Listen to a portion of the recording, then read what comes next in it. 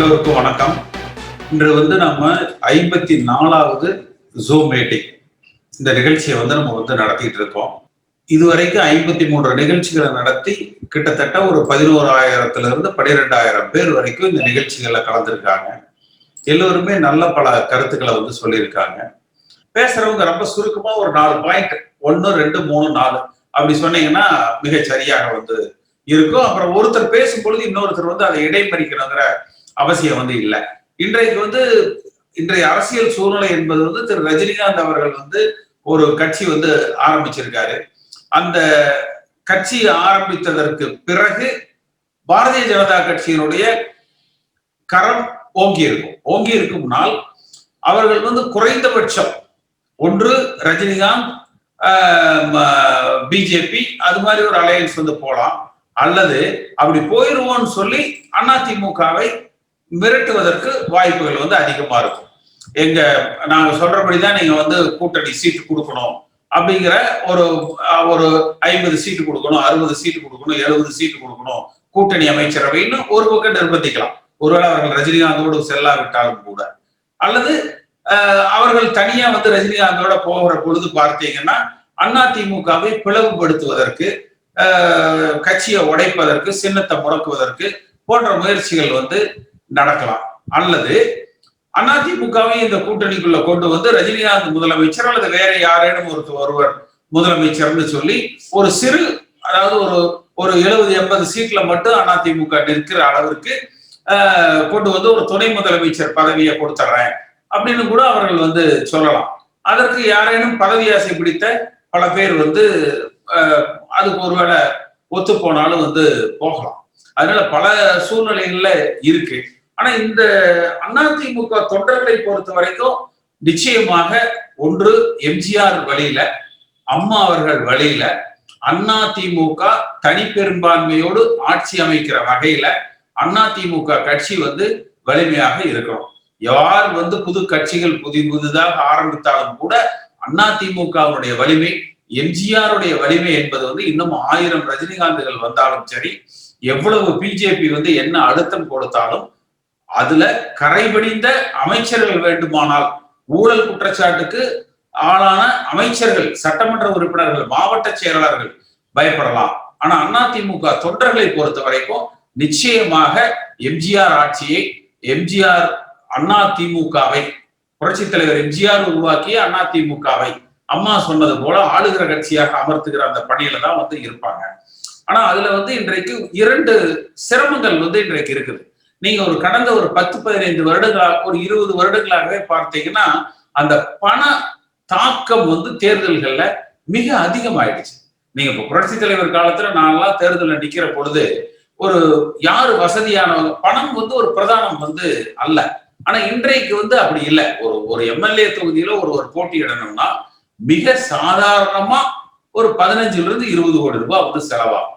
கட்சியிலிருந்தே பணம் கொடுத்தாலும் கூட சொந்தமா ஒரு 10 கோடி ரூபாயாவது செலவு பண்ணணும் அப்படிங்கிற அளவுக்கு இந்த அரசியல் மாற்றங்கள் 2 திராவிட கட்சிகளிலுமே, திமுகவிலையும் இன்றைக்கு அதுதான், அதிமுகவிலையும் அதுதான். அந்த இடத்தை தான் ரஜினிகாந்த் அவர்கள் குறிவைக்கிறார்.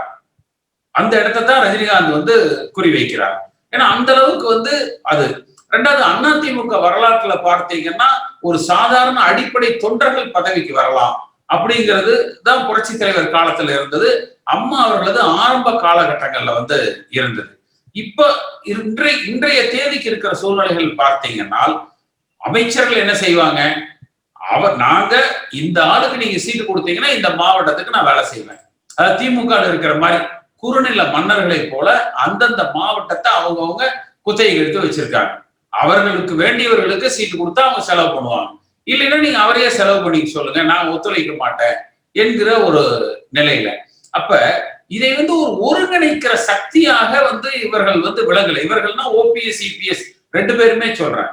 அதாவது அந்தந்த மாவட்டங்கள்ல அந்தந்த அமைச்சர்கள் ஆதிக்கம் செலுத்துறாங்க, அங்கங்க அதிருப்திகள் இருக்கு. ஆனா இதை அந்த அதே போல தொண்டர்கள் பார்த்தீங்கன்னா முற்றிலுமாக புறக்கணிக்கப்பட்டிருக்கிறாங்க. அந்த புறக்கணிக்கப்பட்ட தொண்டர்களை பொறுத்தவரை என்ன செய்யறதுன்னு சொல்லி தெரியல. இன்றைக்கு ரஜினிகாந்த் அவர்கள் அந்த அரசியல் என்ட்ரிங்கிறது ஓபிஎஸ் ஒரு கருத்தை சொல்றாரு, இபிஎஸ் ஒரு கருத்தை சொல்றாரு, ஜெயக்குமார் ஒண்ணு சொல்றாரு. யாருக்கு எந்த புரிதலும் இல்லை. அதிமுக தொண்டர்களுக்கு இதை நம்ம ஆதரிப்பதா எதிர்ப்பதா என்ன நிலைப்பாடு எடுக்கிறதுன்னு தொண்டர்களுக்கு நிச்சயமாக தெரியும். இது நம்மை பாதிக்கும், இதை எதிர்த்து நிற்க வேண்டும்னு. ஆனா அதை ரியாக்ட் பண்ற அளவுக்கு கூட அவர் இடத்துல அந்த உற்சாகம் என்பது ஒரு மிக ஒரு குறைந்த அளவுல இருக்கிறத பார்க்க முடியுது. ஏன்னா அவர்கள் மனசு விட்டுட்டாங்களோ, இல்ல இவங்க தலைமை ஏற்று நடத்துகிறவர்கள் சரியாக இல்லையோ அப்படிங்கிற அளவுக்கு கூட யோசிக்க தோணுது. பட் இதனுடைய உண்மையான நிலவரங்கள் இன்னும் போக போகத்தான் தேர்தல் நெருங்கத்தான் தெரியும். இது ஒரு நம்ம இன்னும் பேசலாம். நீங்க உங்களுடைய கருத்துக்கள், நான் இது சில பேர் என்கிட்ட சொன்ன கருத்துக்களை தான் நான் உங்கள்கிட்ட பகிர்ந்துட்டு இருக்கேன். நேற்று கூட எனக்கு ஒருத்தர் போட்டிருந்தாரு, ஒவ்வொரு வருடமும் நம்ம அம்மா நினைவு நாளுக்கு அந்த நினைவிடத்துக்கு போறோம்.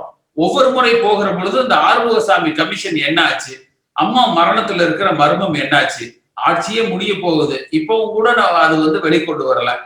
அதிமுக ஆளுகிற பொழுதே அதை வெளிக்கொண்டு வரல. மிக கேவலமா இருக்கு. ஸ்டாலின் அவர்கள் சொல்றாரு, அம்மாவுடைய மரணத்துல இருக்கிற மர்மத்தை நாங்கள் வெளிக்கொண்டு வருவோம் அப்படின்னு. நீங்க ஒண்ணுமே யாருமே இல்லைங்க, அது இயற்கை மரணம்னா கூட அதை முடிச்சு அறிவிச்சிருங்க, இல்லைங்க இதுதான் அப்படின்னா சொல்லிட்டு போயிடுங்க. அதை ஏன் அப்படியே இழுத்துக்கிட்டே இருக்கிறது தொண்டர்கள் மத்தியில ஒரு அவநம்பிக்கையை உண்டாகுது. ரெண்டு விஷயம், மத்தியில யார் ஆட்சியில இருந்தாங்கன்னாலும் அவர்கள் கட்டுப்பாட்டிலேயோ அல்லது அவர்கள் அறிவுரையிலேயோ தேர்தல் ஆணையம் செயல்படும். அதுதான் நான் சொல்றேன். அவர்களது கட்டுப்பாட்டுலதான் இன்கம் டாக்ஸ் டிபார்ட்மெண்ட் ஆகட்டும், என்போர்ஸ்மெண்ட் டிபார்ட்மெண்ட் ஆகட்டும், சென்ட்ரல் பியூரோ ஆஃப் இன்வெஸ்டிகேஷன் ஆகட்டும் செயல்படும். அப்ப அதுதான் பிரதானமாக இருக்கும்னா, அப்போ ஒரு கட்சி மத்தியில் ஆட்சிக்கு வந்தா அவர்களே தானே தொடர்ந்து இருந்திருக்கணும். எப்படி அந்த ஆட்சி மாற்றங்கள் நிகழ்ந்தது? இப்ப ஒரு மாநில அரசாங்கம் மத்திய அரசாங்கத்துக்கு எதிரான ஒரு நிலைப்பாட்டுல எந்த மாநிலத்திலுமே நம்ம வெற்றி பெறலையா? வெற்றி பெற்றிருக்கிறோம். ஏன் பாரதிய ஜனதா கட்சி, அதாவது மத்திய அரசாங்கத்துடைய ஆதரவு என்பது வேறு, பாரதிய ஜனதா கட்சியோடு கூட்டணி என்பது வேறு. பாரதிய ஜனதா கட்சியோட உடனான கூட்டணியை நம்ம பரிசீலிக்க வேண்டும், அதை உடனடியாக ஏற்றுக்கொள்ள கூடாது அல்லது தவிர்க்க வேண்டும் சொல்றதுக்கு உரிய காரணங்கள் ஒன்று, அது ஒரு மதவாத கட்சியாக சித்தரிக்கப்பட்டிருக்குது. சிறுபான்மையினரது வாக்குகள் என்பது அப்படியே ஒட்டு மொத்தமாக ஒரு 15% நம்மை விட்டு வெளியே சென்றுவிடும். இது முதல் கருத்து. இரண்டாவது கருத்துங்கிறது, எல்லா மாநிலங்களிலும் பாரதிய ஜனதா கட்சி ஆளுகிற இடத்துல பார்த்தீங்கன்னா, நீங்க வெஸ்ட் பெங்கால்ல கூட அதுதான் நடக்குது. ஒரு 10% பார்ட்னரா முதல்ல உள்ள வருவாங்க, 40-45% பார்ட்னராக அடுத்த நிலைக்கு உயர்வாங்க, அதுக்கு அடுத்த முறை அவர்களே ஆட்சி அமைப்பார்கள் என்ற அளவுல அதிமுகங்கிற கட்சியை சிதைத்து விடுவார்கள். அப்ப பாரதிய ஜனதா கட்சியோடு கூட்டணி வேண்டும் என்று விரும்புகிறவர்கள் ஒரு விஷயத்துல நம்ம தெளிவா இருக்கோம், இந்த முறை நம்ம பதவிக்கு வந்தா போதுமா, இல்ல அதிமுகங்கிற ஒரு கட்சி மிக வலிமையாக புரட்சி தலைவர் எம்ஜிஆர், அம்மா இவர்களுக்கு பெயர் சொல்லுகிற வகையில அந்த தொண்டர்களுக்கு மரியாதையோட இந்த கட்சி வலிமையாக நிக்க வேணுமா? இதைத்தான் நம்ம முடிவு பண்ணிக்கணும். எதிர்காலம் எப்படியோ போயிட்டு போகுதுங்க, இன்னைக்கு நமக்கு ஆட்சியில இருந்தா போருங்க அப்படின்னு சொன்னால் நீங்க சொல்றது சரி, பிஜேபி சொல்றதெல்லாம் தலையாட்டிட்டு நம்ம போலாம். இல்லைங்க, அது நம்ம இந்த கட்சி வலிமையாக என்றைக்கு இருக்கணும், அதுதான் ஊருக்குள்ள நமக்கு மரியாதை. ஒரு அதிமுக ஒரு கிளை செயலாளரோ ஒரு பகுதி செயலாளரோ ஒரு பொறுப்பாளராக இருக்கிறதாங்க நமக்கு மரியாதை. இந்த கட்சியை நம்ம பலப்படுத்தணும் என்று முடிவெடுத்தால் அது நம்ம பாரதிய ஜனதா கட்சியை நம்ம தவிர்க்கணும். இரண்டாவது, எந்த இடத்துல நாம பலகீனா ஆனோம், எந்த இடத்துல எனக்கு ஓபிஎஸ் மன வருத்தம்னா, நீங்க எப்பவுமே நீங்க அம்மா அவர்கள் காலத்தை எடுத்துக்கீங்க, அதாவது திரு ஆனந்த் வீரப்பன், காளிமுத்து, பாண்டியன், நீங்க இப்படி ஒரு லிஸ்ட் போட்டீங்கன்னா, அம்மா அவர்களை தலைவர் புரட்சி தலைவர் இருந்த காலத்திலேயே மிக கடுமையாக எதிர்த்து அவர்கள் அரசியல் செய்தவர்கள், மிக கேவலமா பேசினவங்க, அதாவது தரக்குறைவான ஒரு பெண் என்றும் பாராமல் மிக தரக்குறைவான வார்த்தைகள்ல பேசினவங்க. ஆனால் அதே போல ஜே அணிகள் இணைய வேண்டும் என்று தொண்டர்கள் முடிவெடுத்து இந்த கட்சியை இணைச்ச பொழுது இவர்கள் யாருமே சேரல. ஆனா அம்மா என்ன செஞ்சாங்கன்னா, அவங்களை எல்லாரையும் அழைத்து, இல்ல எனக்கு உங்க மேல எதுவும் வருத்தம் இல்லை, நான் எதுவும் மனசுல வச்சுக்க மாட்டேன், நீங்க வாங்க, நமக்கு தனி மனித விருப்பு வெறுப்புகளை விட கட்சி தான் பெருசு. எம்ஜிஆர் பெயர்ல இருக்கிற அந்த கட்சி ஆளுகிற கட்சியாக வரணும், எம்ஜிஆரோடு பயணித்த அனைவரும் என்னோடு இருக்கணும் என்று அழைத்து அவர்களையும் சேர்த்து, நீங்க அம்மாவுடைய அமைச்சரவையில பாருங்க, ஆர்.எம். வீரப்பன் 91 to 96 அந்த பாஜக பட பிரச்சனை வரைக்கும் அவர் அமைச்சராக இருந்தார். காளிமுத்து சபாநாயகராக இருந்தார். பொன்னையன் அந்த செகண்ட் டேர்ம் வர்ற பொழுது நிதியமைச்சராக வந்து இருந்தார். PH பாண்டியன் அவர் நாடாளுமன்ற உறுப்பினராக்கப்பட்டார். அவரது மகன் ஒருமுறை ராஜ்யசபா MP, ஒருமுறை வந்து நாடாளுமன்ற உறுப்பினராக்கப்பட்டார். அப்ப இந்த மாதிரி அந்த இயக்கத்தை ஒன்றிணைத்து கொண்டு போனதுனாலதான் 88ல இந்த இயக்கம் இணைந்த பிறகு 2000க்கு பிறகுதான் அம்மா அவர்கள் ஒரு தனிப்பெரும் தலைவராக ஒரு உருவெடுத்தார். அதாவது அன்கொஸ்டினபிள் லீடர் அப்படிங்கிறதே வந்து அப்பதான் வந்தது.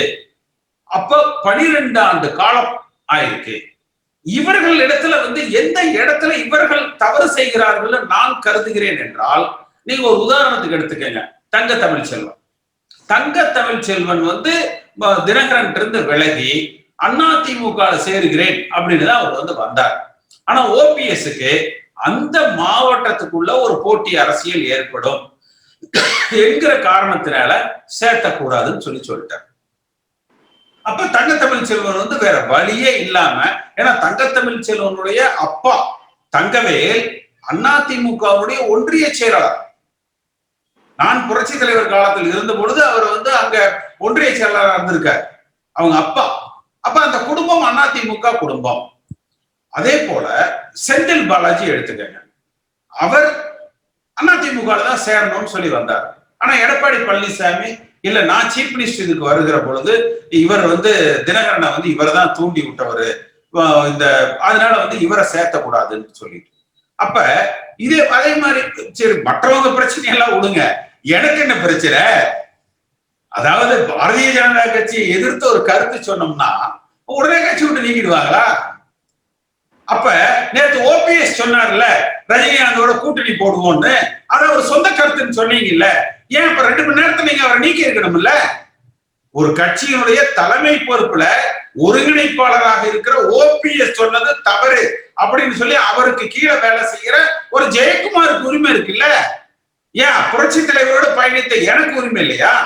அல்லது என்கிட்ட யாராவது பேசினாங்களா, ஆனா நீங்க இந்த மாதிரி சொல்லிட்டீங்க, எங்களுக்கு பாரதிய ஜனதா கட்சியில இருந்து கொஞ்சம் அழுத்தம் வருது, பிரச்சனையா இருக்குது, அது உங்க சொந்த கருத்தை நீங்க சொல்லிடுங்கன்னு சொல்றது? ஏன் இதே ஜெயக்குமார் வந்து அது அவருடைய சொந்த கருத்துங்கன்னு சொல்லிட்டு போறது? ஏன் ஈகோ? அந்த முதலமைச்சர் நாற்காலியில உட்கார்ந்த உடனேயே நமக்கு இந்த கட்சிக்குள்ள வெளியில தொண்டர்கள் மதிக்கிற, பெயர்கள் பிரபலமாக இருக்கிற, மக்கள் மத்தியில அறிமுகம் இருக்கிற எல்லாரையும் காலி பண்ணுங்கப்பா. நீங்க ஒரு மரத்து மேல ஏறி உட்கார்ந்துக்கிட்டு ஒவ்வொரு வாதம் நீங்க வெட்டிக்கிட்டே வந்தீங்கன்னு வச்சுக்கோங்க, கடைசியில மரம் பட்டு போகும். அந்த நிலைக்கு EPS OPS இன்றைக்கு அதிமுகவுல கொண்டு வந்து சேர்த்திருக்காங்க. இதுதான் குறைபாடு. ஏங்க அதாவது அண்ணா இரட்டலை சின்னத்தையும் அதிமுகங்கிற பெயரையும் கொடியையும் நான் பயன்படுத்தலாம், அதுக்கு என்ன 20 நாள் வந்து சிறைப்படுத்துறாங்க. இது எந்த ஒரு நியாயமுங்க? இது இந்த எடப்பாடி பழனிசாமிய OPS EPS அணிகளை இணைத்து, OPS EPS அணிகளை வந்து இணைச்சு இந்த கட்சியை பலப்படுத்தணும் என்பதற்காக முயற்சி பண்ணினேன். அன்றைக்கு இதே எடப்பாடி பழனிசாமி ஒரு இடத்துல சொன்னாரு, நான் அமர்ந்திருக்கிற இந்த முதலமைச்சர் நாற்காலியில எனக்கு பாதுகாப்பாக என்னை தாங்கி பிடித்தது ஒரு தூண் KC பழனிசாமிங்கன்னு சொன்னாரு. 4 பேர் எங்க டிவியில அவர் நல்லா பேசுறாருங்க, அவர் பேசுறது கொஞ்சம் ஜனங்க விரும்புறாங்கங்க, உங்களை எடப்பாடினா தான் தெரியுது, பழனிசாமின்னு அவரைத்தான் நினைக்கிறாங்க. உடனே ஓ, இதை நம்ம வந்து வளர விடக்கூடாது, கட் பண்ணணும் என்று அவரை உடனே கட்சி விட்டு நீக்கிட்டோம்னு இந்த நாட்டாம சினிமால சொல்லுவாங்கல்ல, இவர் உடனே ஊரோடு தள்ளி வச்சிடற, அண்ணன் தண்ணி புழங்க கூடாது, யாராவது புழங்கினீங்கன்னா அவங்களையும் தள்ளி வச்சிருவோம். இது என்ன? இது வந்து ஒரு கட்சி தலைமைக்கு உண்டான அழகா என்னது? இல்ல. ஆனா என்னுடைய பண்புங்கிறது, நீ 1000 தடவை அரெஸ்ட் பண்ணிக்க, நான் பாத்துக்கிறேன், ஆனா என்றைக்கும் நான் அதிமுக காரன், அதை நீ என்கிட்ட இருந்து நீ வந்து மாத்த முடியாது. என்றைக்கும் எம்ஜிஆர் அதிமுக ரட்டலை இந்த தொண்டர்களால ஒரு தலைமை உருவாக்கணும், இதுதான் என் பாதை. ஏன் அவங்க யாராவது எந்த அமைச்சர்களையாவது சொல்ல சொல்லுங்க, இவர் எங்கள்கிட்ட தனிப்பட்ட முறையில் இந்த ஆதாயத்தை கேட்டாருங்க அப்படின்னு சொல்ல சொல்லுங்க. இல்ல இந்த இடத்துல இந்த கட்சிக்கு துரோகம் பண்ணாருங்க எங்க சொல்ல சொல்லுங்க. ஒரு நாள் இல்ல, 2 நாள் இல்ல, 4 ஆண்டு காலமா நான் இதை பொது வெளியில கேட்டுட்டு தானே வர்றேன். நான் 2 விஷயம் தாங்க சொன்னேன். கட்சிக்காரர்கள்ட்ட காசு வாங்காதீங்க.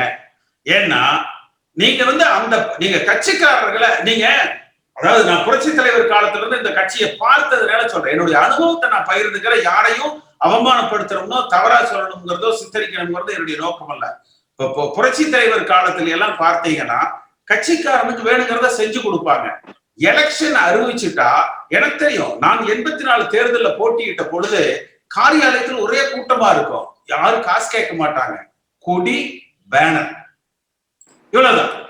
அவங்க அந்தந்த ஊர்ல அவங்க சக்திக்கு 1000 ரூபாய் 2000 ரூபாய் அவங்களுக்குள்ள வசூல் பண்ணி அது ஒரு ஃபண்ட் வேற வச்சிருப்பாங்க. ஒவ்வொரு கிளையிலையுமே பாத்தீங்கன்னா அந்த கிளைக்கு சொந்தமா அங்க ஒரு பொருளாளர் இருப்பாரு, அவர்கிட்ட ஒரு 5000 ரூபாய் 10,000 ரூபாய் வச்சிருப்பாரு. தேர்தல் அறிவிச்ச உடனே அன்றைக்கெல்லாம் அந்த காகித கொடி இருக்கும், அந்த அதெல்லாம் போட்டு அவங்களே பசையெல்லாம் ஒட்டி கட்டி வச்சிருப்பாங்க. அப்படி வளர்ந்த இயக்கம்ங்க அதிமுகங்கிறது. காலப்போக்குல கட்சிக்காரங்கிட்டே காசு வாங்குறது, அப்புறம் திருப்பி தேர்தல் வருகிற பொழுது அவங்களுக்கு இது கொடுக்கறது, செலவுக்கு டெய்லி ரேட் போட்டு கொடுக்கறது. ஒரு ஆளுக்கு எத்தனை பேர் வந்தீங்கப்பா, இந்த 500 பேர் 50 பேரா, ஆளுக்கு 500 ரூபாய், இந்த இவ்வளவு நீ வச்சுக்க. அப்ப கட்சிக்காரனா குடிக்காரனா ஆக்குறீங்க. எம்ஜிஆர் காலத்துல அப்படி இல்லை. நானெல்லாம் சட்டமன்ற உறுப்பினரா இருக்கிற பொழுது எல்லா கட்சிக்கார நிர்வாகிகளுக்கும் கிளை எல்லாத்துக்குமே அந்த சாராய கடை பிராண்டி கடை எல்லாம் இப்ப வந்தது, எல்லா பொறுப்பாளர்களுக்கு கொடுங்க, டிரைவர் கண்டக்டரா எல்லாம் கட்சிக்காரர்களை போடுங்க. எது வந்தாலும் அவர்களுக்கு எதுக்காகனா இந்த கட்சி பலமா இருக்கணும்னா நம்ம கட்சிக்கு ஆணிவேராக இருக்கிற அடிப்படை உறுப்பினர்கள் பலமா இருக்கணும். பலமா இருக்கணும்னா உடம்பு பலமா இருக்கிறதும் அல்ல, பொருளாதாரத்திலையும் இந்த கட்சிக்காக 1000 ரூபாய் நான் எடுத்து செலவு பண்ணலாங்க. நாளைக்கு எனக்கு ஒரு பிரச்சனை அப்படின்னு கட்சி என்னை பாதுகாக்கும், நான் என் குடும்பத்துக்கு இது ஒண்ணு வேணும், என் பையன் படிச்சிருக்காங்க அப்படின்னு சொன்னா உடனே எனக்கு ஒரு வேலை கிடைக்கும். ஆனா இது திமுக எவ்வளவு அங்க பண பிரச்சனைகள் இருந்தாலும் கட்சிக்கார குடும்பத்துக்கு வேணுங்கிறது நடக்குது. அது அதிமுகவுல தவற விடப்பட்டு விட்டது. இதெல்லாம் தான் இந்த கட்சியை பாதிச்சது. அதனால இப்பவும் நம்ம பேச வேண்டியது, ஏன்னா இப்ப போய் இவர்கள் தவறு செய்து விட்டார்கள், இவர்கள் குறை சொல்லி விட்டார்கள்னு சொல்லி நம்ம இவங்க முதலே கைகால் ஒடிஞ்சு கிடக்குறாங்க. இனி இவங்களை போய் நம்ம மறுபடியும் பலகீனப்படுத்துவது என்பது நம்முடைய நோக்கம் அல்ல. இப்ப இன்றைக்கு இருக்கிற கால சூழ்நிலைகள்ல ஒருவேளை பாரதிய ஜனதா கட்சி, ரஜினிகாந்த், பாட்டாளி மக்கள் கட்சி, தேமுதிக இங்கிருந்து கொஞ்சம் பேரை உடைச்சு பதவியாசை பிடிச்ச சில பேரை எடுத்து கொண்டு போய் ஒரு மாற்று அந்த கட்சியாக அவர்கள் உருவெடுக்கிறதுக்கு முயற்சி பண்ணலாம். அப்ப இந்த அதிமுகவை முடக்குவதற்கு இப்ப நம்ம அமைச்சர்கள் சும்மாவே கேட்க வேண்டாம், எதா இருந்தாலும் டேடி என்ன மோடி எங்கள் டேடிங்கிற ஆளுங்க. அடுத்தது பாத்தீங்கன்னா ஒரு காசு பணம் சம்பாதிக்கிறது கூட ஒரு வெளியில ஊழல் குற்றச்சாட்டுக்கு ஆளாகாதவர் அப்படிங்கிற அளவுல அவங்க எதுவும் வச்சுக்கல. அப்ப இதெல்லாம் போட்டு நெருக்கிற பொழுது பார்த்தீங்கன்னா அவர்கள் தாக்கு பிடிக்க முடியாது. இந்த இடத்துலதான் நான் சொன்னேன், இன்றைக்கு நீங்க எல்லோரும் யோசிச்சு பாருங்க. ஒரு கருத்து நான் 2017 இருந்து சொல்லிட்டு வர்றேன். அடிப்படை தொண்டர்களால ஏன் இந்த கட்சியினுடைய தலைமை தேர்ந்தெடுக்கப்பட வேண்டும் என்று புரட்சி தலைவர் எம்ஜிஆர் அவர்களும் அம்மா அவர்களும் சொன்னாங்கன்னா, இப்ப ஒரு உதாரணத்துக்கு சொல்றேன், நாளைக்கு 20 மந்திரிகளை பிடிச்சு சென்ட்ரல் கவர்மெண்ட் விரட்டினாங்கன்னா ஆளுக்கு 50ல இருந்து 100 பேர் பொதுக்குழு உறுப்பினர்களை கூட்டிட்டு இந்த மண்டபத்துல உட்கார வை அப்படின்னு சொல்லிட்டு குருமூர்த்தி அவர்கள் ஒரு டிராப்ட போட்டு கொண்டு எல்லாரும் இதுல கையெழுத்து போடுன்னு சொன்னால் நடக்குமா நடக்காதா நீங்க முடிவு பண்ணீங்க. இல்லைங்க, அந்த இடத்துல இருக்கிற அந்த மந்திரி ஆகட்டும், அந்த பொதுக்குழு உறுப்பினர் ஆகட்டும், மீசை முறுக்கிட்டு ஆனதை பாத்துக்கிறேன் அப்படின்னு சொல்லி எதிர்த்து நின்றுவாங்கன்னு நீங்க நம்புறீங்களா? இல்ல. அப்ப இப்படி ஒரு சூழ்நிலை வரக்கூடாதுங்கிறதுனாலதான் அந்த அடிப்படை தொண்டன்டாக இந்த கட்சியை தேர்ந்தெடுப்பான், இந்த கட்சியுடைய தலைவரை தேர்ந்தெடுப்பான் என்று நீங்கள் வைத்திருந்தால் 1.5 கோடி தொண்டர்கள் போய் பிஜேபி என்ன செய்ய முடியும்? ஒண்ணு செய்ய முடியும். ஒரு நிமிஷம். அதாவது இங்கிருந்து சில பேரை வந்து அங்க பிரிச்சுட்டு போயிருவாங்கன்னு நான் சொல்றேன் பாருங்க. எப்ப அதை வந்து முயற்சிக்க முடியும்? அம்மா காலத்துல இது நடந்தது. 96ல திராவிட முன்னேற்ற கழகம் சில பேரை பிரிச்சாங்க. ஆனா பிரிச்சாலும் கூட தேர்ந்தெடுக்கப்படுகிற பொதுச் செயலாளராக இருக்கிற காரணத்தினாலதான், அந்த இரட்டலை சின்னத்துல கையெழுத்து போடுகிற அந்த உரிமை இருக்கிற காரணத்தினாலதான் அவர்கள் தனியா போனி ஆகலைன்னா கூட திருப்ப வந்தாங்க. அப்ப இந்த கட்சி வலிமையாக நின்றது. அப்ப நீங்க திமுகவே பாத்தீங்கன்னா 96ல அதிமுக காரங்க மேல கேஸ் போட்டாங்க. ஆனா அதே வழக்குகளை 2006ல வந்து போட முடியல. ஏன்னா கட்சி வலிமையாக இருந்தது. அப்ப இதனாலதான் நாம என்ன, நீங்க எல்லாரையும் அனுப்பிச்சுட்டு போட்டு என்ன நீங்க பொதுச் செயலர்னு சொல்லுங்கன்னா போய் கேட்டோம். நீங்கள் அடிப்படை தொண்டர்களால ஒரு தலைமையை உருவாக்குங்க, அதுதான் அந்த கட்சிக்கு நிரந்தரமாக இருக்கும். அப்ப இது போன்ற இடங்கள்ல தவறு செய்த காரணத்தினாலதான் இன்றைக்கு இந்த சிரமங்கள். சரி, பல செயலெல்லாம் போயிட்டு போகுது. இப்ப என்ன நடக்கணும் என்றால், முதல்ல கட்சியில அது. ஆனா இதுக்காக பார்த்தீங்கன்னா ஓநாய்கள் போல வந்து சில பேர் காத்துக்கிட்டு இருக்கிறாங்க. இப்படி ஒரு இது தாக்கம் வருகிற பொழுது ஒரு குடும்பத்தின் பிடியில இந்த கட்சியை கொண்டு போயிடலாம் என்று. அது நடக்கக்கூடாது. யாரெல்லாம் அதிமுகவுல புறக்கணிக்கப்பட்டிருக்கிறாங்க, கிராமங்கள்ல கூட இருக்கலாம், ஒரு பொறுப்புல இருக்கிற ஒன்றிய செயலருக்கு எதிராக இருக்கிறவர் ஒரு ஓரங்கட்டி வச்சிருக்கலாம், ஒரு கிளை கழகத்துல கூட இருக்கலாம், மாவட்ட அளவுல இருக்கலாம், மாநில அளவுல இருக்கலாம். வந்து இணைகிறவர்களை எல்லோரையும் அழைத்து தேடி சென்று பிடித்து இந்த கட்சியை வலிமையாக்க வேண்டும். இது முதல். இரண்டாவது, என்னுடைய வழக்கு வந்து வருகிற டிசம்பர் மாசம் 18ஆம் தேதி ஹியரிங் வந்து வருது. அதுல கூட நிச்சயமாக நான் இரட்டலை சின்னம் முடங்குவதற்கு காரணமாக எந்த காலகட்டத்திலையும் நான் வந்து இருக்க மாட்டேன். எனக்கு தேவையெல்லாம் எடப்பாடி பழனிசாமி அவர்களும் ஓ பன்னீர்செல்வம் அவர்களும் கையெழுத்திட்டு வருகிற சட்டமன்ற தேர்தல் முடிந்ததற்கு பிறகு ஒரு 6 மாத காலத்துல அடிப்படை தொண்டர்களால தேர்ந்தெடுக்கப்படுகிற ஒரு பொதுச் செயலாளரை உருவாக்குவோம் என்று இவங்க அந்த கோர்ட்ல ஒரு அஃபிடவிட் போட்டாங்கன்னா போதும், என் வழக்கை வாபஸ் வாங்கிக் கொள்வதற்கு நான் தயாராகிறேன். என்னுடைய கோரிக்கை வந்து அதுதானே. நான் அதுக்காக வந்து இன்றைய நேரத்துல நீங்க வந்து இதை செய்யலைன்னா நான் உடனே பிஜேபி இதை முடக்கிறதுக்கு நான் துணை போயிருவேன் என்ற அளவுல பேசக்கூடிய அளவுக்கு பண்பில்லாத மனிதர் அல்ல. நீங்க எப்படி வேணாலும் இருந்துட்டு போங்க. அப்ப ஒரு அஃபிடவிட் குறைந்தபட்சம் போட்டா கூட அது தொண்டர்கள் மத்தியில எழுச்சி வரும். அது எதுக்குன்னா பொதுச் செயலருக்கு மட்டுமல்ல, ஒன்றிய செயலாளர் தேர்தலுக்கு எலெக்ஷன் நடக்கும்பா, நகர செயலாளர் தேர்தலுக்கு எலெக்ஷன் நடக்கும், மாவட்ட செயலாளர் தேர்தலுக்கு எலெக்ஷன் நடக்கும். கொடி பிடிக்கிற தொண்டன் தான் இனிமேல் முடிவெடுப்பான். நான் இந்த கடந்த காலத்துல இந்த அமைச்சர் வந்து உங்களை புறக்கணிச்சிருக்கலாம், தயவு செய்து நீங்க தப்பா நினைச்சுக்காதீங்க, இதைத்தான் நீங்க கேட்டீங்கன்னு நினைக்கிறேன். அதான் நீங்கள் இந்த நீ யார், நீ சிஎம்மா நீயே இருந்துக்கப்பா, எனக்கு ஒண்ணு அதெல்லாம் வந்து வேண்டாம். இந்த கட்சியை நடத்துகிற பொறுப்பை, குறைந்தபட்சம் உள்கட்சி தேர்தலை நடத்துகிற பொறுப்பையாவது என்கிட்ட கொடுங்க. ஒவ்வொரு நகரம் வாரியாக சென்று, ஒவ்வொரு ஒன்றியம் வாரியாக சென்று, ஒவ்வொரு தொகுதி வாரியாக சென்று எல்லாரையும் அழைத்து உங்களுக்கு என்ன பிரச்சனை, உங்களுக்கு என்ன பிரச்சனைன்னு கேட்டு அவர்களுடைய சிரமங்கள் எதெல்லாம் இப்ப உடனடியாக தீர்க்கப்பட முடியுமோ அதையெல்லாம். இன்னும் 2-3 மாசத்துக்கு வந்து பவர் இருக்கு. ஆனா எனக்கு பாருங்க, இந்த டிரான்ஸ்பர் நடக்கலையா, போடுற உடனே டிரான்ஸ்பர் போடு, ரைட். இப்ப எனக்கு இந்த இடத்துல இந்த வேலை நடக்கலையா, போடு, உடனே காசு வாங்காம அந்த வேலையை செய்யுங்க என்ற அளவுல அவர்களை வந்து ஒரு உற்சாகப்படுத்தி புறக்கணிக்கப்பட்டிருக்கிறவர்கள் எல்லாம் ஒன்றிணைத்து, சரி தேர்தல் முடிந்ததற்கு பிறகு எலெக்ஷன். அப்ப எலெக்ஷன் நடக்கும்னா அதுல 2 குரூப் ஆயிடும்னு இல்லை, அதுல சமமாக செல்வாக்கு இருக்கிறவங்களை நம்ம உட்கார்ந்து பேசி நீங்க இந்த பொறுப்புல இருக்க, நீங்க இந்த பொறுப்புல இருக்கான்னு கூட செய்யலாம். நீங்க தேர்தல் நடக்கும்னா உடனே 2 குரூப்பா சண்டை போட்டுக்கணும் அப்படிங்கிற அந்த அவசியம் எல்லாம் வந்து கிடையாது. அப்ப கட்சியை வந்து வலிமைப்படுத்தணும், பிரிந்து சென்றவர்களை உள்ள கொண்டு வரணும், மன சோர்ந்து இருக்கிறவர்களை, குறைபாடுகளோடு இருக்கிறவர்களை உற்சாகப்படுத்தணும். ஏன்னா நான் எதிர்பார்த்த ஒரு விஷயம் வந்து, ரஜினிகாந்த் கட்சி ஆரம்பிக்கிற பொழுது 96ல ரஜினிகாந்த் அதிமுகவுக்கு எதிராக குரல் கொடுத்த பொழுது எவ்வளவு பெரிய எழுச்சி அதிமுகவுக்கு உள்ள இருந்து வந்தது. ஒரு ரஜினிகாந்தால இந்த கட்சியை வந்து அசைக்க முடியாது. பார்த்து நம்ம எலெக்ஷன்ல தேர்தலில் ஜெயிக்கிறோம் தோக்குறோம் அது வேற. 28% வாங்கணும். அந்த எலெக்ஷன் இல்லைனாலும் அடுத்த எலெக்ஷன்ல அந்த கட்சி ஆட்சிக்கு வந்ததே இல்லையா? ஆனால் இன்றைக்கு ஏமாந்தோம்னா தமிழ்நாட்டுல அதிமுக என்கிற வரலாறு மறைக்கப்பட்டு திராவிடம் வெர்சஸ் இந்துத்துவா என்ற அளவுல தமிழ்நாட்டு அரசியல் களம் அமைந்துவிடும். என்ன பொறுத்த வரைக்கும் ஒரு விஷயத்துல நான் தெளிவா இருக்கிறேன். புரட்சி தலைவர் எம்ஜிஆரால் உருவாக்கப்பட்ட இந்த இயக்கம், அம்மா அவர்களால் வளர்க்கப்பட்ட இந்த இயக்கம், 1.5 கோடி தொண்டர்கள் கொண்ட இந்த இயக்கம் நிச்சயமாக இந்த தேர்தலில் மிக கடுமையாக நம்ம போராடி இந்த இயக்கத்தினுடைய வலிமையை நிலைநிறுத்தலாம். நல்லா வேலை செஞ்சா நம்ம மீண்டும் ஆட்சிக்கு வரலாம். இதுல எனக்கு இன்னொரு வருத்தம் பார்த்தீங்கன்னா, திரு சைதை துரைசாமி அவர் எம்ஜிஆர் வாழ்ந்த வீட்டை கேரளாவில் நான் 5 லட்சம் ரூபாய் செலவு பண்ணி புனரமைச்சேன்னு சொல்றாரு. நீங்க எம்ஜிஆர் உருவாக்கிய கட்சியை சிதைக்கிறதுக்குள்ள நீங்க ரஜினிகாந்த் கிட்ட போறீங்க.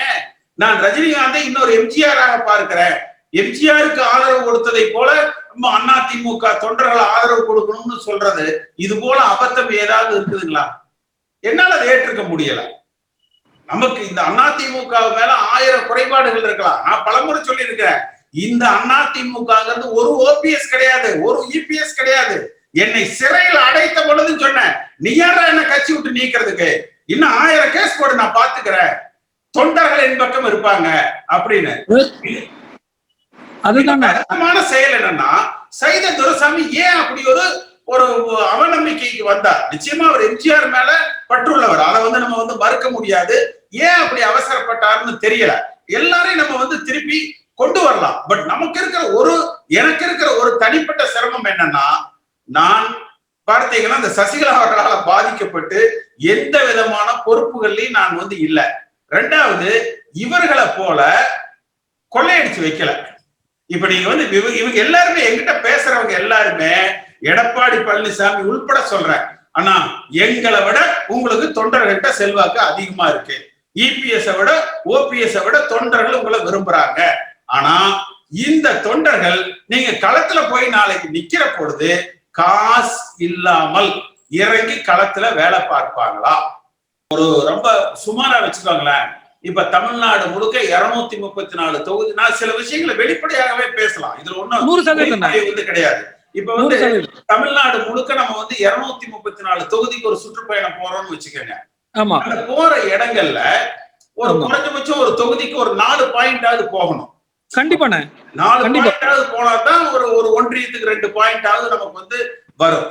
4 பாயிண்டாவது வரணும். அப்ப 1000 இடத்துல நம்ம நிகழ்ச்சிகள் நடத்தணும். சரிங்களா? நிச்சயமான ஒரு இடத்துக்கு 1 லட்சம் ரூபாய் செலவாகுன்னு தெரியல. நான் வர்றதுக்காக எனக்காக யாரும் செலவு பண்ண வேண்டாம். ஆனா கூட திரட்டக்கூடிய சக்தி எனக்கு இல்ல. நான் ஒரே இடம் தான் நான் தயங்குறது. ஏன்னா களத்துல குதிச்சதுக்கு அப்புறம் ஆனா நம்ம ஒரு 50 பேரை கூட்டு வரணும்னா நமக்கு ஆளுக்கு ஒரு 70 ரூபாய் செலவாகும்னா அது அந்த இடம் என்னால முடியாது. ஆனா அதிமுகவுல ஒன்றிணைந்து எல்லோரும் ஒன்னா செயல்பட்டா போதும். எனக்கு அதுதான் கட்சி ஆட்சிக்கு வரணும், கட்சி வலிமையாக இருக்கணுங்கிறதான் வரணும். அதாவது ஒவ்வொரு மாவட்டத்துக்கும் ஒரு ஒரு கூட்டமே போடலாம். நம்ம நமக்கு தெரிஞ்ச ஒருத்தரை வச்சு இதை செய்யுங்கன்னு சொல்றதை விட ஒரு தேதியை நிர்ணயித்து ஒரு டூர் ப்ரோக்ராம் போட்டு தமிழ்நாடு முழுக்க தொண்டர்கிட்ட நம்ம கருத்து கேட்கிறோம். பிப்ரவரி 1ஆம் தேதியிலிருந்து பிப்ரவரி மாத இறுதி வரை ஒரு தொண்டர்கள்ட்ட கருத்து கேட்கிறோம். ஒரு 28 நாள்ல ஒரு நாளைக்கு 2 மாவட்டம்னு போட்டீங்கன்னா கூட இருக்கிற 40 மாவட்டங்களுக்கு அந்த 20 நாள்ல நம்ம முடிச்சிடலாம். காலையில ஒரு மாவட்டம், மாலையில ஒரு மாவட்டம், இந்த இடம் இந்த தேதியில நடக்குது, எல்லாரும் விருப்பம் இருக்கிறவங்க வாங்க. அப்ப நம்ம சமூக வலைதளங்கள்ல பெரிய அளவுல பயன்படுத்தலாம். பயன்படுத்தி எல்லோரையும் இடத்துக்கு வரவழைக்கலாம். நம்ம பேசலாம். அவர்கள் கருத்து தெரிந்து அந்த மாவட்டத்துல நிலவரம் எப்படி இருக்கு, ஒன்றிய அளவுல எப்படி இருக்கு, நகர அளவுல எடுத்துட்டு அவர்கள அதற்கு பிறகு இந்த நகரங்கள்ல நீங்க இப்ப ஏற்பாடு செய்யுங்க, உங்க பிரச்சனைகள் என்ன சொல்லுங்க. நம்ம இப்படி ஒரு நிகழ்ச்சியை செய்யறதுனால ஏதோ நம்ம தனி கட்சி ஆரம்பிக்கிறோமா, அதிமுகவை பலகீனப்படுத்துறோமா, பிளவுபடுத்துறோமான்னா இல்லை. நம்முடைய நோக்கம் நீங்க சொன்னதை போல அமமுக சென்றவர்கள் இப்ப எடப்பாடி பழனிசாமி அவர்களால புறக்கணிக்கப்பட்டிருக்கிறோம் நினைக்கிறவங்க இன்னும் அந்த மாவட்ட அமைச்சரே அண்ணே நானும் கலந்துக்கிறேன்னு சந்தோஷமா வாப்பான்னு அவருக்கு பக்கத்துல ஒரு சேரை போட்டு நம்ம உட்கார வச்சிடலாம். ஆமா, அதே போல இன்னும் சொல்ல போனா நான் இதெல்லாம் ஓபிஎஸ்டியும் இபிஎஸ்டியும் நான் பேசியிருக்கேன். அதாவது எம்ஜிஆர் காலத்துல அமைச்சர்களாக இருந்து சசிகலா அவர்களால புறக்கணிக்கப்பட்டு இன்றைக்கு திமுக இருக்கிறவங்களை கூட திருப்பி இங்க கொண்டு வரணும். நான் பல பேருக்கு நான் பேசுறேன். நாங்கள் அந்த வழிகாட்டுதல் குழுவுல இருந்து இந்த கட்சியை வழிநடத்தலாம்னா எங்களுக்கு பதவி முக்கியம் அல்ல, நாங்க வர்றோம் அப்படின்னு தான் சொன்னாங்க. நீங்க இதை ஒருங்கிணைக்கிற பொறுப்பை மட்டும் விட்டாங்கன்னா இவங்க இவங்க யார் வேணாலும் மந்திரியா இருக்கட்டும், யார் வேணாலும் சீஃப் மினிஸ்டரா இருக்கட்டும், தொண்டர்களை ஒருங்கிணைத்து கட்சியை பலப்படுத்துற செயலை விட்டா திமுக இருக்கிறவங்களை கூட நம்ம கொண்டு வந்துடலாம், எல்லா கட்சியும் கொண்டு வந்துடலாம். ரெண்டாவது, முன்னின்று நடத்துகிற பொழுது யாரு எந்த ஊழல் குற்றச்சாட்டும் சொல்ல முடியாது.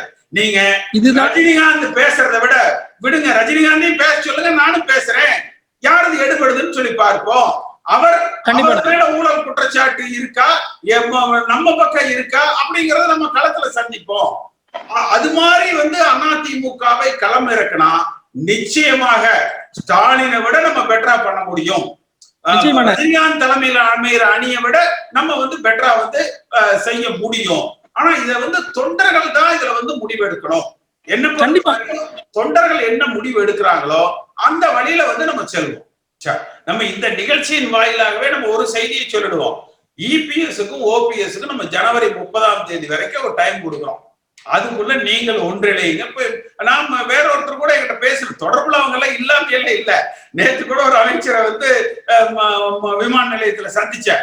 அப்ப கூட நான் இதே உங்கள்ட்ட என்னெல்லாம் கேட்கறேன்னா கேட்டேன், ஏப்பா உங்களுக்கு நான் என்னப்பா துரோகம் பண்ணிட்டேன் அப்படின்னு நான் கேட்டேன். எதுக்கப்பா இந்த கட்சியை இப்படி போட்டு சீர்குலைக்கிறீங்க?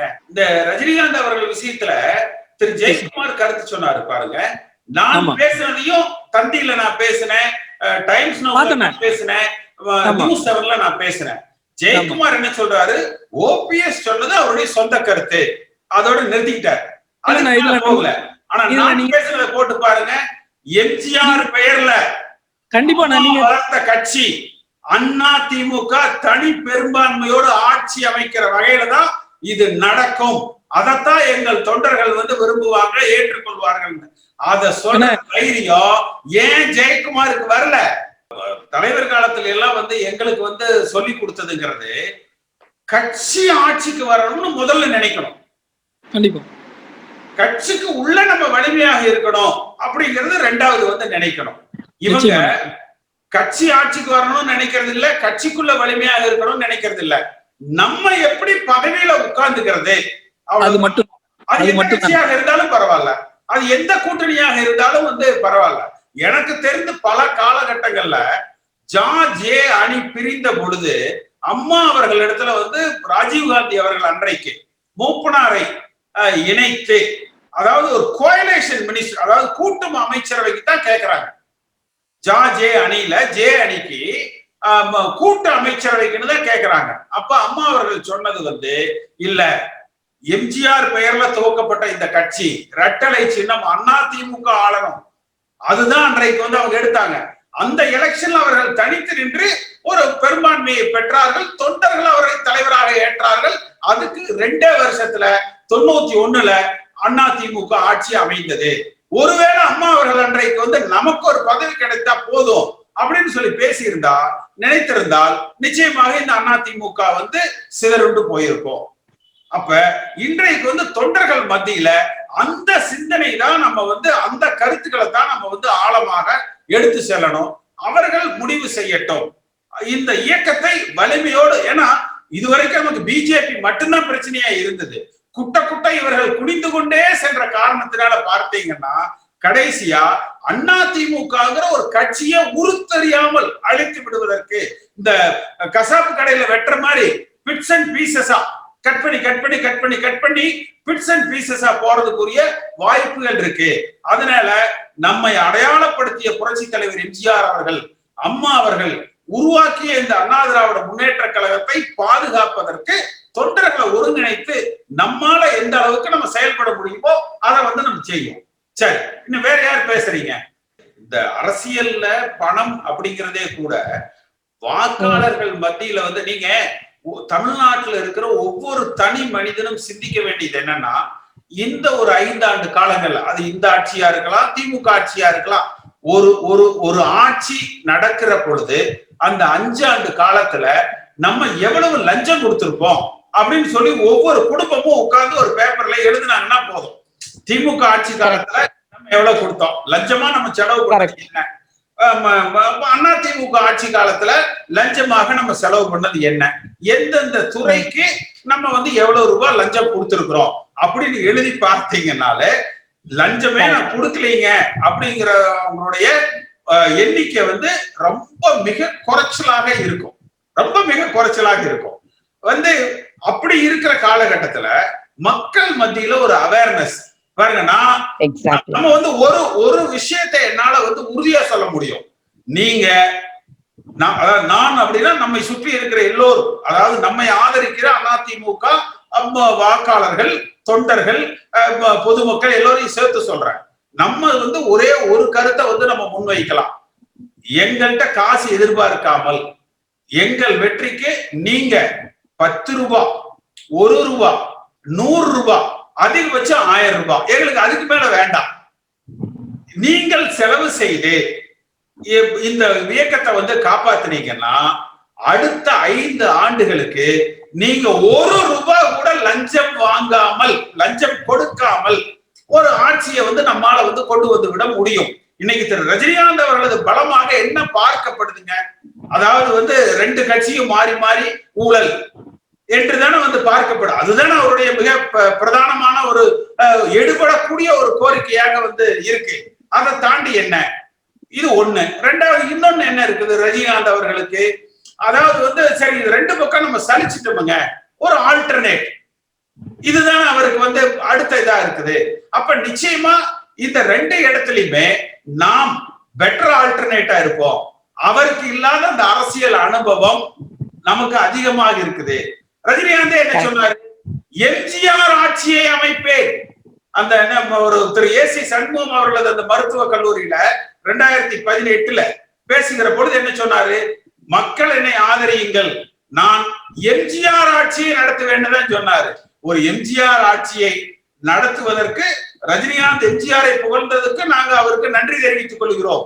ஆனால் எம்ஜிஆர் ஆட்சியை நடத்துவதற்கு எம்ஜிஆரால் உருவாக்கப்பட்ட ஒரு கட்சி இருக்கு, எம்ஜிஆரால் உருவாக்கப்பட்ட நேர்மையான தொண்டர்கள் இருக்கிறாங்க, எங்களால வந்து அதை வந்து உருவாக்க முடியும் என்று நாம் களத்துக்கு முன் வருகிற பொழுது நிச்சயமாக அவர்கள் பின்வாங்க வேண்டிய ஒரு நிலை வந்து வரும். அதே போல அந்த பாரதிய ஜனதா கட்சி நீங்க சித்தாந்த ரீதியாக எவ்வளவு நம்ம வந்து நான் அவர்களோட சண்டை போட்டுக்கணும்னு சொல்லி நான் சொல்லல. சித்தாந்த ரீதியாக தமிழ்நாட்டின் நலன்கள் பாதுகாக்கப்பட வேண்டும், மத்தியில் இருக்கிற ஒரு அரசாங்கத்தோடு இணக்கமாக செல்ல வேண்டும். இதுதான் வந்து புரட்சி தலைவர் எம்ஜிஆர் அவர்களும் அம்மா அவர்களும் கடைபிடித்த கொள்கைகள். அதுல போகிற நிச்சயமாக நம்ம இதை வந்து அடைய முடியும். இது போன்ற ஒரு தொண்டர்களிடத்திலிருந்து இப்ப இங்க இருக்கிற பல பேர் பார்த்தீங்கன்னா எனக்கு யாருன்னே தெரியாது. அவர்களிடத்துல நான் தொடர்பு கொண்டது கூட வந்து கிடையாது.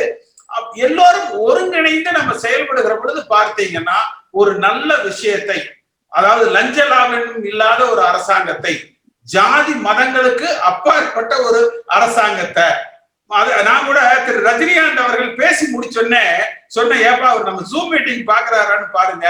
நான் ஒவ்வொரு மீட்டிங்லயும் இதுக்கு முன்னாடி இந்த 2-3 மாசத்துல பேசின உன்னை எடுத்து போடுங்கப்பான்னு சொல்லியிருந்தேன். ஏன் பேஸ்புக்ல அது இருக்கும் பார்த்தீங்கன்னா இதெல்லாம் சொல்லியிருப்பேன். லஞ்ச லாவண்யம் இல்லாத அரசாங்கம், ஜாதி மதங்களுக்கு அப்பாற்பட்ட ஒரு அரசாங்கம், தமிழ்நாட்டு நலன்களை பாதுகாக்கிற ஒரு அரசாங்கம், வேலை வாய்ப்புகளை உருவாக்குகிற ஒரு அரசாங்கம், இதெல்லாம் சொல்லியிருக்கோம்.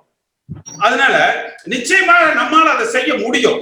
எனக்கு இருக்கிற ஒரே பலகீனம் வந்து இந்த பொருளாதார நிலையில தான் நான் வந்து கொஞ்சம் தயங்கி பயந்து இது எப்படி அப்படின்னு யோசிச்சுக்கிட்டு இருந்தேன் ஒழிய, அதற்கு அதிமுக அது பெரிய அளவுல எல்லாம் நமக்கு. ஏன்னா அதே சமயத்துல நான் தினகரனை போல உனக்கு இந்த பதவி தர்றேன், நீ போய் ஒரு 5 லட்சம் செலவு பண்ணு, 2 லட்சம் செலவு பண்ணுன்னு சொல்லி எந்த கட்சிக்காரர்களையும் கடன்காரர்களாக்குவதற்கும் நான் தயாரா வந்து இல்லை.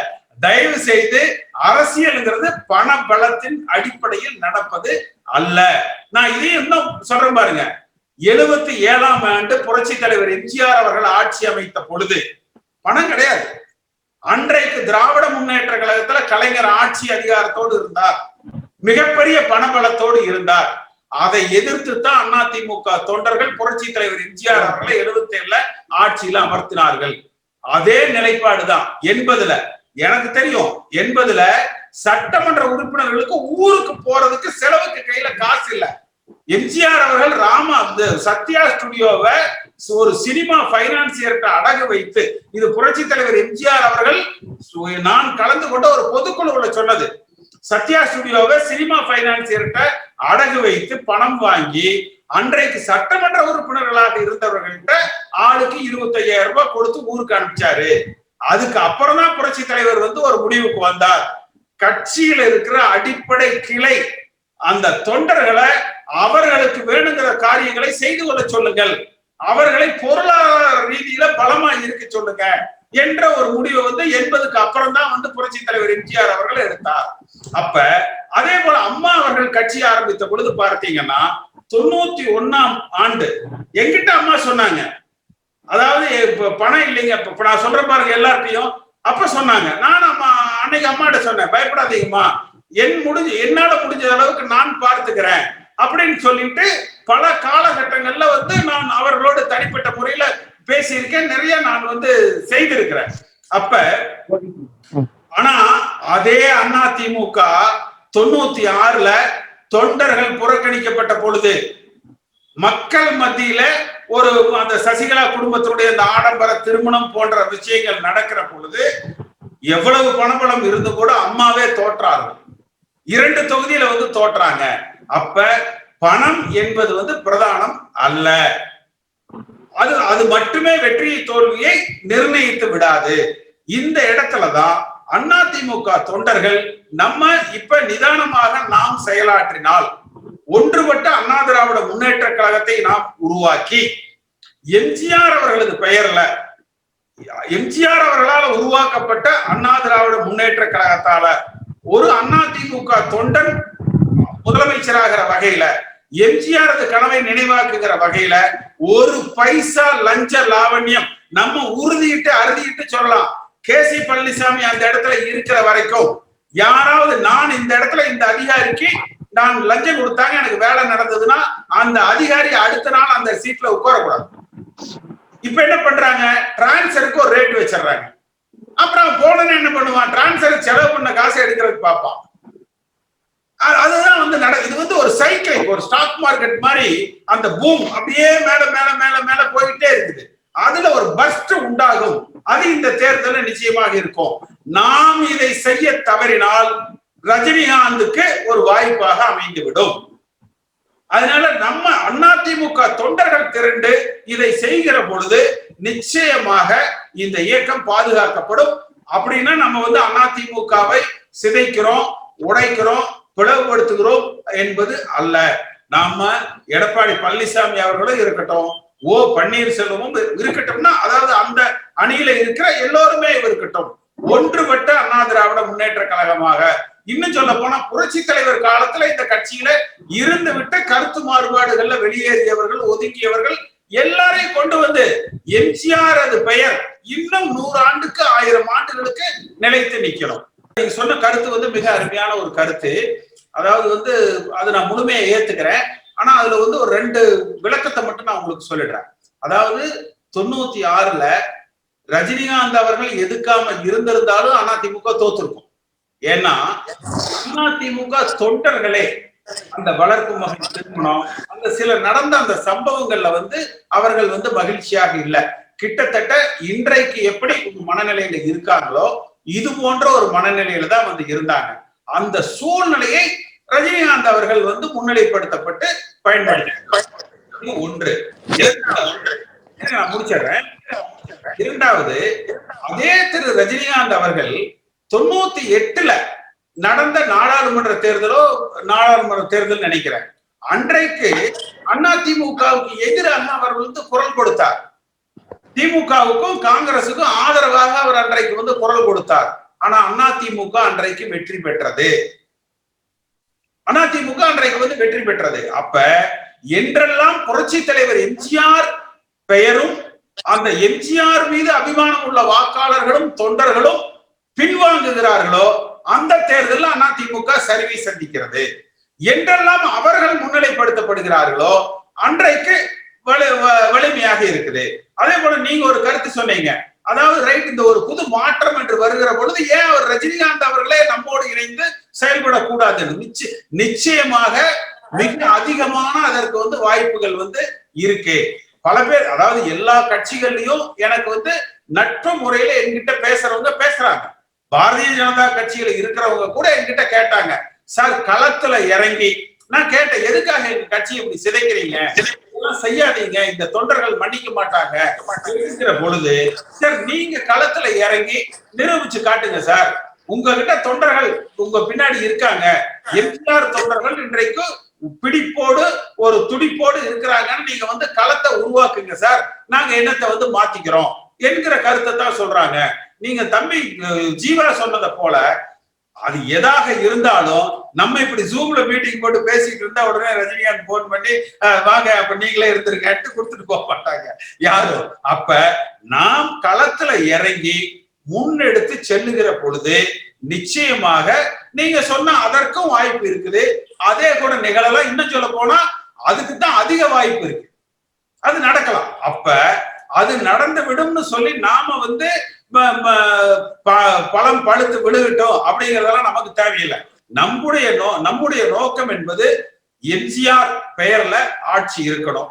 எம்ஜிஆர் ஆரம்பித்த கட்சி தனி பெரும்பான்மையோடு எம்ஜிஆர் உடன் பயணித்த, எம்ஜிஆரால் வளர்க்கப்பட்ட, எம்ஜிஆர் வழிவந்த தொண்டர்கள் தலைமையில இந்த இயக்கம் இருக்கணும்.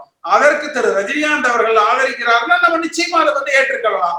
அவருடைய ஒரே இது என்ன, ஜாதி மதமற்ற அரசியல் செய்வோம், லஞ்சம் ஊழல் இல்லாத ஒரு அரசியல் செய்வோம், அவ்வளவுதான். அந்த பாயிண்ட்ல நீங்க சொன்ன மாதிரி நம்ம ஒன்னாயிடுறோம்.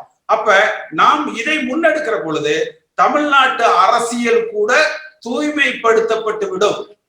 இன்னும் சொல்ல போனா தமிழ்நாடு ரஜினிகாந்த் அவர்களிடத்துல சொல்லப்படுகிற சில குறைபாடுகள் கூட நம்மால் அது நிவர்த்திக்கப்படும். ஏன்னா அந்த குறைபாடுகளை நம்ம கிட்ட சொல்ல முடியாது. நீங்க சொன்ன மாதிரி இல்ல அது மாதிரி நம்ம வாக்குகள் பிரிந்துரும் என்று வரக்கூடிய அந்த சூழ்நிலை கூட ஒண்ணுக்கொண்ணு ஒரு பேக்கப்பா நிற்கிற பொழுது நிச்சயமாக அது ஒரு நல்ல அமைப்பாக வரும். அதை நம்ம பரிசீலிப்போம். ஆனா எதாக இருந்தாலும் நாம் இப்ப இறங்கி நம்முடைய பலத்தை நிரூபிக்க வேண்டிய ஒரு கட்டாயத்துல தான் நம்ம இதை செய்ய முடியும். அதாவது தம்பி ஒரு விஷயம் நல்லா புரிஞ்சுக்கலாம். இப்ப நீங்க ஒரு நல்ல வெள்ளை சட்டை போட்டிருக்கீங்க, அந்த இடத்துல உங்க பேனால இருந்து ஒரு இங்க் ஒரு டிராப் சட்டையில பட்டுருது. பார்க்கிறவங்க சட்டை வெள்ளையா இருக்குன்னு சொல்லுவாங்களா, என்னங்க சட்டையில இந்த மாதிரி அசிங்கமா இருக்குன்னு சொல்லுவாங்களா? ஒரு அரசாங்கம் என்பது நீங்க 100 நல்லது செய்யறீங்க, அதெல்லாம் தனி. யாரும் பாதிக்கப்படாமல் இருந்திருக்கிறாங்களா அப்படிங்கறத முக்கியம். அமைச்சர் வேலுமணிகிட்ட போய் நான் கட்சிக்காரங்க, நான் இந்த நிகழ்ச்சியில இருந்திருக்கேன், ஒரு உங்க ஊர்ல தெரிஞ்ச ஒரு சாதாரண கட்சிக்காரனுக்கு ஒரு டிரான்ஸ்பரோ ஒரு சத்துணவுல மிக ரொம்ப ஒரு சாதாரண ஒரு வேலைக்கு போய் நீங்க கேட்டு பாருங்க. அவங்க 5 பைசா உங்ககிட்ட காசு வாங்காம செஞ்சு கொடுத்துட்டாங்கன்னா நீங்க தயவு செஞ்சு அடுத்த மீட்டிங்ல எனக்கு அதை சொல்லுங்க. அதாவது நீங்க எவ்வளவு வருஷமா அதிமுக இருக்கீங்க? இப்ப நான் அதாவது என்னோட வயசுக்கு ஒரு 2 இயர்ஸா இருக்கிறேங்க. இந்த 2 இயர்ஸா இருக்கிறீங்க. ரைட், வாழ்த்துக்கள். இதுதான் நாங்கெல்லாம் நான் 72ல இருந்து நான் இருக்கிறேன் தம்பி. அதாவது வேலுமணி கிரிக்கெட் விளையாட்டு இருந்த காலத்திலேயே நான் அதிமுகல புரட்சி தலைவர் எம்ஜிஆரோட சட்டமன்ற உறுப்பினராக நான் அமர்ந்துகிட்டு இருக்கிறேன்.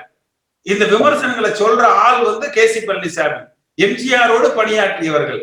நீங்க அவர்கிட்ட போய் ஒன்னே ஒண்ணு கேளுங்க, ஏங்க இப்ப அவங்களுக்கு பிரச்சனையே நமக்கு இந்த மாதிரி டீலுக்கு ஒத்துக்கிறது இல்லைங்கிறது. நீங்க இப்ப எனக்கு இதை செய்யுங்கன்னா அழகா, ஆனா எத்தனை சீனை சொல்லுங்கன்னு போயிட்டே இருப்பாங்கல்ல. நீங்க கட்சிக்காரனுக்கு லஞ்சம் வாங்காம இதை அதை செய்கிறத அவங்களுக்கு இன்கன்வீனியன்டா இருக்கு. சரி, அது சில அமைச்சர்கள் அதை செய்தாங்க. ஒரு சில பேர் எங்கிட்ட சொல்லும் பொழுது நம்ம போன் பண்ணி ஏன்பா இவர் அந்த பகுதியில முக்கியமான ஆளு கொஞ்சம் ஏதாவது ஹெல்ப் பண்ணி கொடுங்கன்னு செஞ்சாங்க. அந்த மாதிரி செய்யாம இல்ல. ரைட். இப்ப என்ன சொல்றாங்க, இப்ப ஆட்சி இப்ப எல்லாம் நல்லபடியா இருக்குங்க, இதுவே எடுத்துக்கொண்டு போனா போதும். நம்ம நீ ஒருத்தராவது இருக்கிறிய உன தேடி பிடிச்சு எல்லாம் பாராட்டிடுவாங்க விடு. ரைட். அதாவது 90கள்ல இருந்து உங்க அப்பா வந்து 90வது வருஷத்துல இருந்து அதிமுக இருக்காரு இல்லைங்களா? வந்து எவ்வளவு வருஷம் ஆச்சு?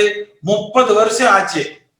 30 வருஷம் அதிமுகவில் இருக்கிறவரோட பையன் போய் ஒரு சின்ன வேலை ரேஷன் ஷாப்ல அங்க இருக்கிற ஒரு லோக்கல்ல இருக்கிற ஒரு வேலை கேட்கறீங்க, அது வந்து நடக்கல. இதுதான் இதைத்தான் நான் உங்களுக்காக எல்லாம் தான் நம்ம பேசிட்டு இருக்கிறது.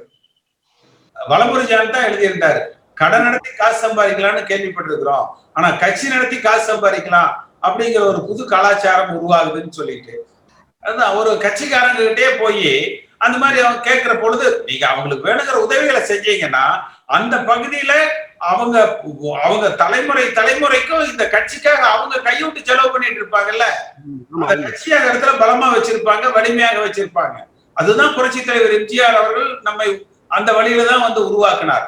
அதே போல ரஜினிகாந்த் அவர்கள் வந்து அவரு தம்பி ஒரு கருத்தை வந்து சொன்னாரு, நம்ம எம்ஜிஆர் ஆட்சியை நாம் அமைக்க முன் எடுக்கிற பொழுது திரு ரஜினிகாந்த் அவர்கள் அதை ஏற்றுக்கொண்டு நான் ஆதரிக்கிறேன் அப்படின்னு சொன்னால் அது அந்த ஆதரிப்பை நம்ம புறக்கணிக்க தேவையில்லைங்கிற அந்த கருத்தை அவர் சொன்னாரு. 1000 குருமூர்த்திகள் வரட்டுங்க, அதெல்லாம் மூளை பலம் இல்லாத ஓபிஎஸ்க்கு வேணா அது வந்து தேவைப்படலாம். நம்மால சுயமாக சிந்திக்க முடியும், நம்மால சுயமாக முடிவெடுக்க முடியும். யார் வந்தாலும் நம்முடைய எண்ணங்களை சிதைத்து விட முடியாது, நம்முடைய சிந்தனையை மாற்றிவிட முடியாது. நம்மை பொறுத்த வரைக்கும் புரட்சி தலைவர் எம்ஜிஆர் ஆட்சியை, அம்மா அவர்கள் கட்டி காத்த இந்த கட்சியை பல 100 ஆண்டுகளுக்கு வலிமையோடு விளங்க செய்யணும். இந்த தொண்டர்களை பாதுகாப்பாக, தமிழ்நாட்டு நலன்களை பாதுகாக்கிற வகையில இதை வந்து முன்னெடுத்து செல்லணும் அப்படிங்கிறதான். அது நீங்க எல்லோரும் இதுல சொன்ன மாதிரி வந்து ஒரு ஜனவரி மாத இறுதியிலோ அல்லது பிப்ரவரி மாத முதல்லையோ நம்ம ஒரு நிகழ்ச்சியை வந்து சென்னையில வைத்து ஒரு தமிழ்நாடு முழுக்க ஒரு 2-3 வாரத்துக்கு முன்கூட்டியே நம்ம எல்லோரையும் அழைத்து நம்ம அந்த நிகழ்ச்சியை வந்து நடத்துவோம். வருகிறவர்களது கருத்துக்களை வந்து நம்ம கேட்போம். மாவட்ட வாரியாக நம்ம வந்து சுற்றுப்பயணம் போடுவோம். நிச்சயமாக அந்த தொண்டர்கள் என்ன முடிவு எடுக்கிறாங்களோ அந்த முடிவுக்கு கட்டுப்பட்டு நம்ம வந்து செயல்படுவோம். அப்ப எல்லோரும் இன்றைக்கு நம்ம என்ன அந்த கருத்துக்கள் நம்ம பேசுறோமோ இந்த கருத்துக்களை பரவலாக எல்லோரு இடத்துல கொண்டு சமூக வலைதளங்கள் மூலமாக இதை கொண்டு எவ்வளவு பேர்த்துக்கிட்ட இந்த கருத்துக்களை நம்ம வந்து சென்றடைய வைக்க முடியுமோ, ரீச் பண்ண வைக்க முடியுமோ அதை வந்து செய்வோம். அடுத்து நிச்சயமாக இன்னும் தொடர்ந்து நம்ம இந்த நிகழ்ச்சிகளை டிசம்பர் மாதம் வரை நம்ம வந்து நடத்துவோம். நடத்திட்டு ஜனவரி மாதத்துல நம்ம வந்து களத்துல இறங்குவோம். அவர் சொன்னது போல சென்னையில ஒரு முதல் நிகழ்ச்சியை வந்து நம்ம நடத்துவோம். அதற்கு பிறகு ஒவ்வொரு மாவட்டங்கள்லயும் மாவட்ட அளவுல வந்து நடத்துவோம்.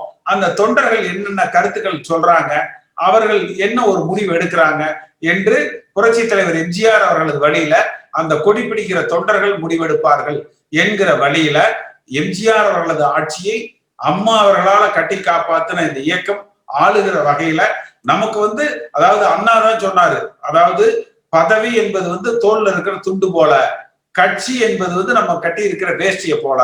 அப்ப அந்த கட்சி வந்து பாதுகாக்கப்பட வேண்டும்.